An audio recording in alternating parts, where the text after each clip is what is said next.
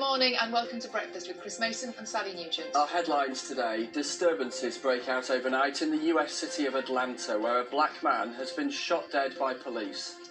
The fast food restaurant where the shooting took place is ablaze. Officers have used tear gas to disperse protesters.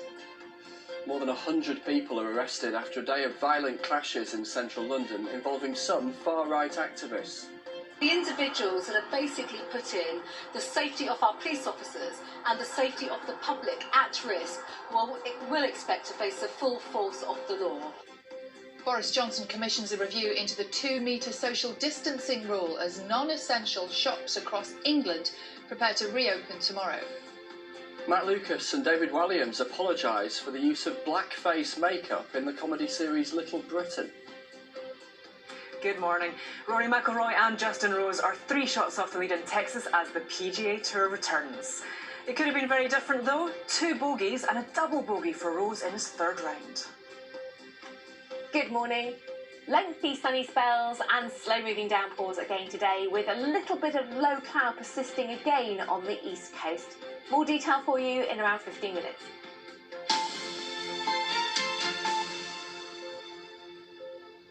Just after 6 o'clock, good morning to you. It is Sunday the 14th of June. Our top story: disturbances have broken out in the US city of Atlanta after the fatal shooting by police of a black man.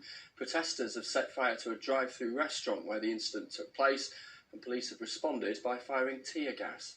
27-year-old Rayshard Brooks was shot and killed on Friday. The city's police chief has now resigned. The incident follows weeks of protests across the US and around the world after the police killing of George Floyd in Minneapolis. Here's our North America correspondent, Peter Bowes.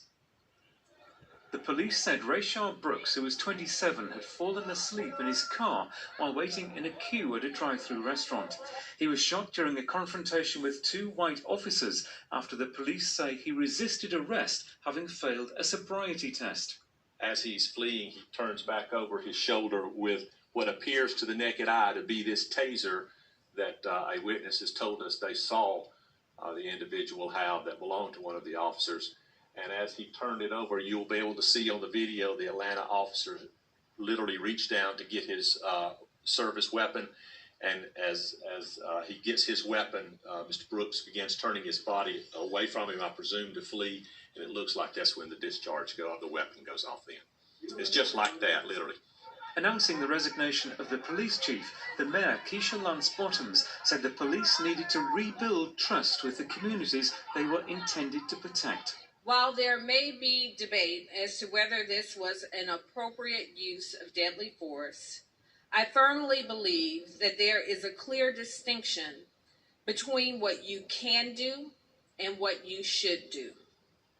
I do not believe that this was a justified use of deadly force and have called for the immediate termination of the officer.